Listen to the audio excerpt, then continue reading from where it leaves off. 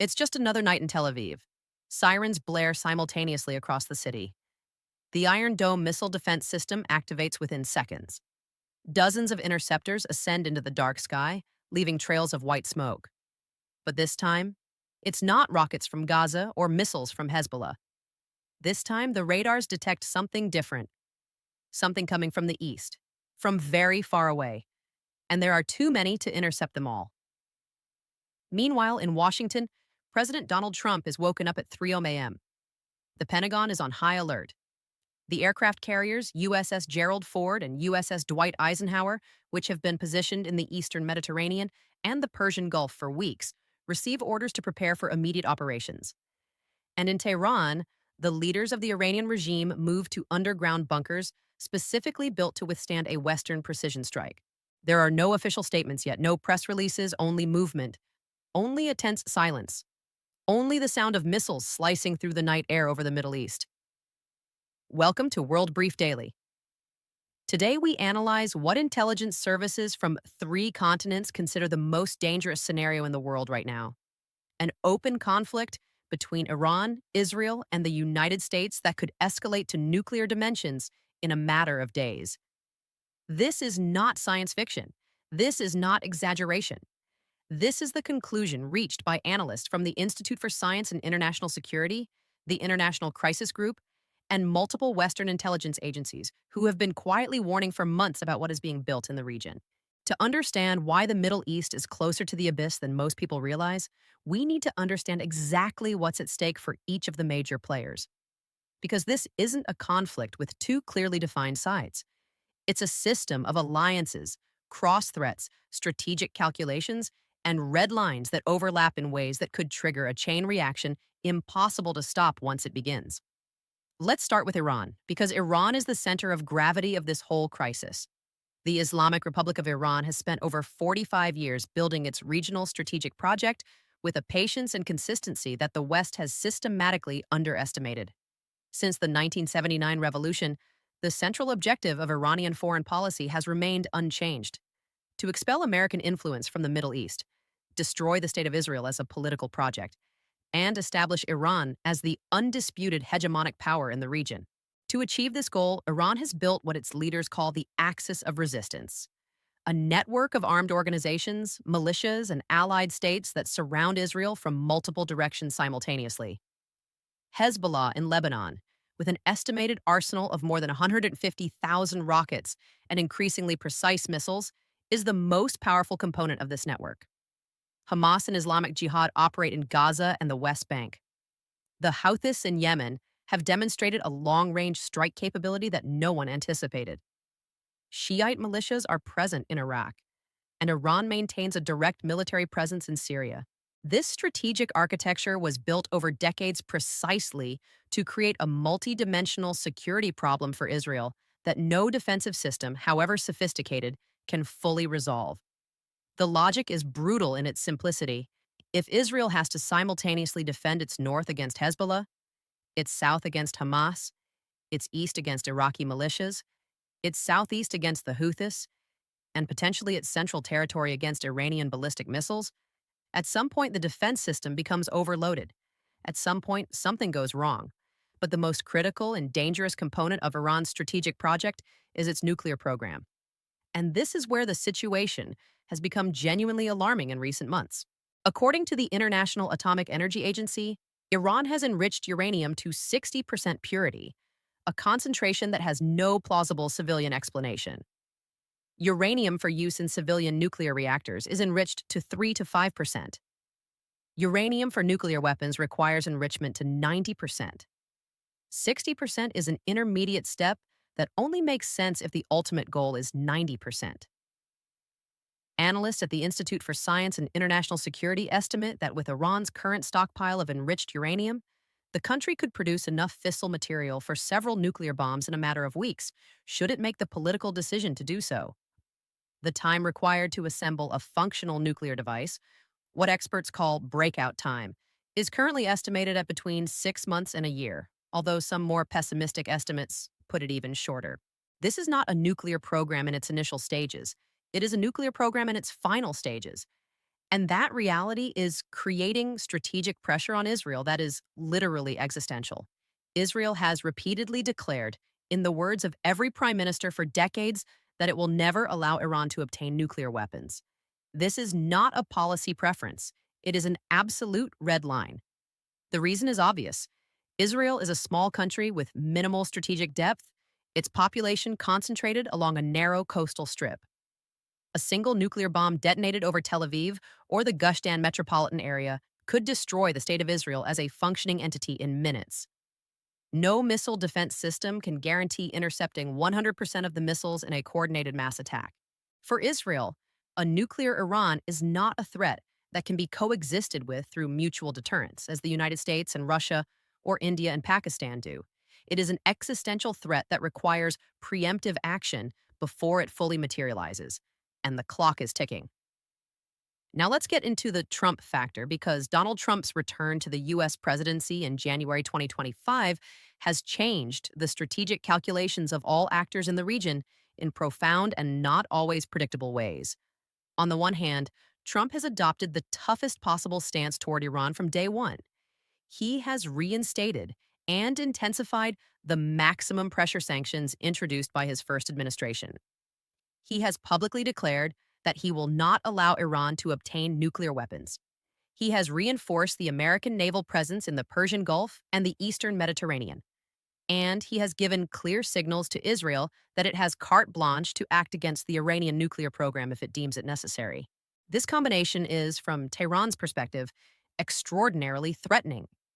During the Biden administration, Iran was able to advance its nuclear program under an umbrella of relative diplomatic ambiguity, with intermittent negotiations about a possible return to the 2015 nuclear agreement that never went anywhere but kept a diplomatic window open. With Trump in the White House, that window has almost completely closed. But there is an additional dimension to the Trump factor that further complicates the picture: his calculated unpredictability. Trump has alternated between extremely tough statements toward Iran and signals of openness to direct negotiations. He has pressured Israel to reach peace agreements with the Gulf Arab states while simultaneously giving unconditional support to Israeli military operations. And he has sent mixed messages about the extent to which the United States would participate directly in a military conflict against Iran, or whether it would simply provide diplomatic cover and logistical support for a unilateral Israeli operation. This ambiguity is not accidental. It is the hallmark of Trump's negotiating style, creating uncertainty about his true intentions to keep all parties in a state of imbalance, which in theory gives him more room to maneuver. The problem is that in real security crises, ambiguity doesn't create room to maneuver. It leads to miscalculations. And miscalculations in this specific context can have nuclear consequences. Now let's talk about Israel and the internal pressure that is determining its strategic decisions. Benjamin Netanyahu's government faces a political and strategic equation of unprecedented complexity. On the one hand, the military operation in Gaza, which began after Hamas's attacks on October 7, 2023, has consumed enormous military resources, generated unprecedented international diplomatic pressure, deeply divided Israeli society, and created a level of international isolation that Israel had not experienced in decades. On the other hand, the war in Gaza had a paradoxical strategic effect that few outside defense analysis circles have adequately pointed out. It significantly weakened two components of the Iranian resistance axis. Hamas as a military organization was severely degraded, and the 2024 Israeli air campaign in Lebanon eliminated Hezbollah's top leadership, including its Secretary General Hassan Nasrallah, and destroyed a substantial portion of its precision missile arsenal. This creates a strategic window for Israel. If the axis of resistance has never been weaker than it is now, and if the Iranian nuclear program has never been more advanced than it is now, the strategic calculations in Tel Aviv and at the headquarters of the Israel Defense Forces point to an uncomfortable conclusion. If there is a time to strike at the Iranian nuclear program, that time might be now, before Iran can rebuild its proxy forces and before it achieves operational nuclear capability. An Israeli military operation against Iranian nuclear facilities would be extraordinarily complex from both a technical and operational standpoint. The distances involved are enormous. The most critical facilities, such as the underground enrichment plant at Fordo, are more than 2,500 kilometers from Israel. Israeli aircraft would need to refuel in flight, something Israel has the capability to do, but with tight operational margins. And the most important facilities are buried deep in rock, specifically designed to withstand conventional attacks. This means that to conclusively destroy Iran's nuclear capabilities, Israel would need either the most advanced bunker buster bombs in the United States' possession, the GBU 57 massive ordnance penetrator, which can only be delivered by American B 2 bombers, or a campaign of repeated attacks with large quantities of precision munitions that degrade the facilities in successive layers. Neither option is clean. Neither guarantees the complete destruction of the program, and both have potentially catastrophic regional consequences. Because the Iranian response to an Israeli attack would not be passive or limited, Iranian military planners have been preparing for precisely this scenario for decades. The response would include massive ballistic and cruise missile attacks against Israeli territory, the activation of Hezbollah to open a second front from Lebanon, attacks by Iraqi militias against American bases in Iraq and Syria, an intensification of Houthi attacks against maritime traffic in the Red Sea, and potentially against targets in Saudi Arabia and the United Arab Emirates, and attacks against American interests throughout the region. In other words, Israel cannot attack the Iranian nuclear program without simultaneously triggering a large-scale regional war that would inevitably involve the United States. And here, we arrive at the specific nuclear scenario that most worries non-proliferation analysts. The most dangerous scenario is not Iran deciding to attack Israel with nuclear weapons once it possesses them. That scenario, while devastating, is at least predictable and deterrent through threats of retaliation. The most dangerous scenario is the use it or lose it dynamic. Imagine Israel launching a massive military operation against Iranian nuclear facilities. The initial attacks partially destroy some facilities, but not all. Iran, seeing its nuclear program being systematically destroyed, faces a choice: passively accept the destruction, which would mean the end of decades of investment and the main deterrent of its national security strategy, or use any operational nuclear capabilities it already possesses before they too are destroyed. If Iran possesses even a single functional nuclear device, even a primitive first-generation bomb, the temptation to use it before losing it could be irresistible for some within the regime's leadership. Not necessarily the moderate leadership, but certainly the more radical elements of the Revolutionary Guard who have operational control over the most sensitive military capabilities.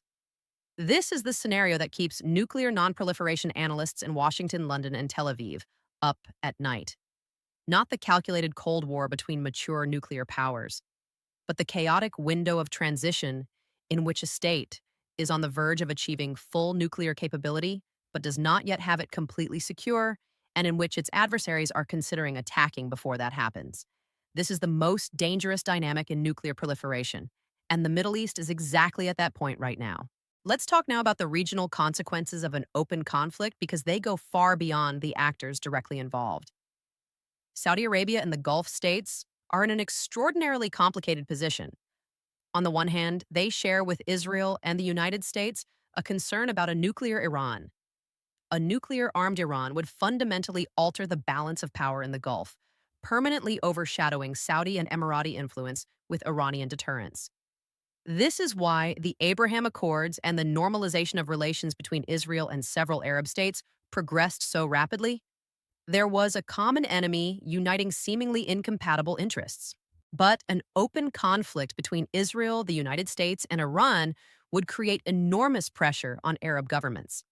Their populations, deeply scarred by the conflict in Gaza and by decades of narratives surrounding the Palestinian cause, would not readily accept their governments openly supporting an Israeli military operation. Saudi Arabia, which has yet to formally normalize relations with Israel, would be in a particularly precarious position. And then there's the risk of Iranian attacks on energy infrastructure in the Gulf. Iran demonstrated in 2019 with attacks on Saudi oil facilities that temporarily reduced the country's production by 50%, that it has the capacity and the will to attack regional energy infrastructure when it deems it necessary. In a large-scale conflict, such attacks would be massive and sustained, with devastating consequences for global energy markets. The Strait of Hormuz, through which approximately 20% of globally traded oil and 30% of liquefied natural gas pass, would be effectively closed in a conflict of this magnitude. The economic consequences of such a closure would spread worldwide within days, with oil prices potentially exceeding $200 per barrel, according to energy analysts' estimates.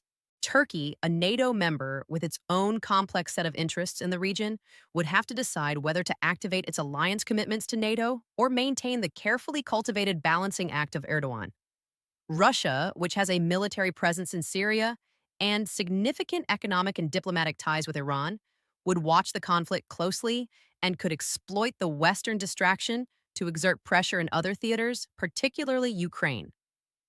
China, the largest buyer of Iranian oil and with massive economic interests in Gulf stability, would face a crisis that simultaneously threatens its energy supplies and its Belt and Road infrastructure project in the region. In other words, a conflict between Iran, Israel, and the United States would not be a contained regional war. It would trigger a global crisis with consequences difficult to predict and even more difficult to control once it begins. So, what is most likely to happen? Are we really on the brink of this war? The honest answer is that we are closer to that brink than at any time since the 1979 Iranian Revolution. But war is not inevitable. The reason it hasn't happened yet, despite all the provocations and escalations of recent years, is that all the major players understand that once it starts, it will be impossible to control its escalation. Iran knows that in an open war against both Israel and the United States, simultaneously the regime would likely not survive. American military superiority is overwhelming in conventional terms. The Revolutionary Guard, which is ultimately the institution protecting the regime, would have its capabilities systematically destroyed. And the Iranian population, which consistently shows very low levels of support for the regime in polls, might see in military defeat the opportunity for political change they have been waiting for decades. Israel knows that even in the best-case scenario, an operation against the Iranian nuclear program would not completely destroy it. Iranian nuclear scientists, accumulated knowledge, designs, and components not located at the targeted facilities would all survive and could be rebuilt over years. And the price to pay in terms of attacks on Israeli territory, loss of life, economic damage, and international isolation would be enormous. And the United States, with Trump in the White House, faces a paradox. The president who has spoken most harshly against Iran is also the one who has most consistently tried to avoid committing American troops to new wars in the Middle East. Trump's doctrine of maximum economic pressure combined with minimum direct military intervention is contradictory in this context because maximum economic pressure is pushing Iran toward the breaking point, which in turn could force a direct military intervention that Trump does not want. What is most likely to happen in the coming months is a continuation of the shadow war. Israeli precision strikes against Iranian facilities in Syria and potentially inside Iran, sabotage operations against the nuclear program, extreme American sanctions pressure, and Iranian provocations through its proxies that keep the pressure on without crossing the threshold that would trigger an open war. But this balance is extraordinarily fragile. It can break at any moment due to a miscalculation, an escalation that one actor cannot or will not de-escalate, or a decision made in the heat of a crisis without time for careful strategic reflection. The history of 20th century wars is full of conflicts that no one wanted, but that occurred anyway because the mechanisms of escalation worked faster than the mechanisms of containment. And in a conflict with a nuclear dimension of this one, that kind of historical error wouldn't be a textbook chapter. It would be the end of entire cities and the beginning of a global crisis whose consequences would be impossible to contain. The question we must ask ourselves is not whether this can happen. Clearly, it can. The question is what decisions will be made in the coming months in Tel Aviv, Washington, and Tehran that will determine whether the Middle East pulls back from the brink or takes that final step toward the abyss. There is one last element that we cannot ignore, and that rarely appears in the conventional analysis of this conflict: the time factor and the psychology of the Iranian regime. The Ayatollah's regime has survived for 45 years through a combination of internal repression, anti-Western rhetoric, and the implicit promise to its most radical supporters that one day the revolutionary project will triumph over its enemies. Within this ideological framework, the nuclear bomb is not merely a strategic tool, it is the culmination of the project. It is the ultimate proof that the Islamic Revolution can achieve what the Shah, with all his Western resources, could not. It is the supreme symbol of Iranian autonomy from the powers that have interfered in its internal affairs for centuries. This means that the decision to develop nuclear weapons in Iran is not merely a rational security calculation that can be reversed with sufficient diplomatic incentives or economic pressure. It has an ideological dimension and a dimension of internal regime legitimacy that makes it extraordinarily difficult, perhaps impossible, for any Iranian leadership to renounce it voluntarily without collapsing in the process. Western negotiators who have spent years at the negotiating table with their Iranian counterparts know this well. Every agreement reached has been temporary. Every Iranian concession has had an expiration date. Not because the Iranians are bad faith negotiators, although sometimes they are, but because the nuclear program responds to an internal political logic that transcends any specific government. And that leads us to a conclusion that is difficult to accept but necessary to understand the situation. There is no perfect diplomatic solution to the Iranian nuclear problem. The realistic options are an imperfect agreement that freezes the program at non-military levels, but which Iran can abandon whenever it chooses to do so. Military action that degrades the program but does not completely destroy it and triggers devastating regional consequences. Or the implicit acceptance of an Iran permanently on the nuclear threshold, with all that this implies for proliferation in the region. Saudi Arabia has already publicly declared that if Iran obtains the bomb, they will pursue it as well. Turkey has its own ambitions. Egypt is watching. The nuclear Middle East would not be just two actors in a fragile deterrent balance. It would be five or six, with histories of conflict, ethnic and religious rivalries, and governments of fluctuating stability holding their fingers to buttons that should never exist. That is the world we are heading towards if the wrong decisions are made in the coming months. A world in which the Middle East, the most volatile region on the planet, becomes a nuclear powder keg with multiple fuses burning simultaneously. History has taught us that major conflicts don't always begin with major decisions. Sometimes they begin with small miscalculations that spiral out of control before anyone can stop them. A missile landing in the wrong place, a misinterpreted order, a leader deciding that showing weakness at this moment would be fatal to their political survival. A chain of events that, in retrospect, seems inevitable, but that, at each individual moment, could have taken a different course. We're in that kind of situation right now in the Middle East, and the world, preoccupied with other conflicts and crises, isn't paying enough attention. At World Brief Daily, we will continue to analyze every move on this chessboard with the depth and honesty that this historic moment demands. Because understanding the board isn't enough. We must understand every move before it happens, every signal before it becomes action, every red line before someone crosses it with no turning back. Subscribe. Turn on notifications. What comes next in this region could change the world as we know it. And when it does, we'll be here to explain exactly why.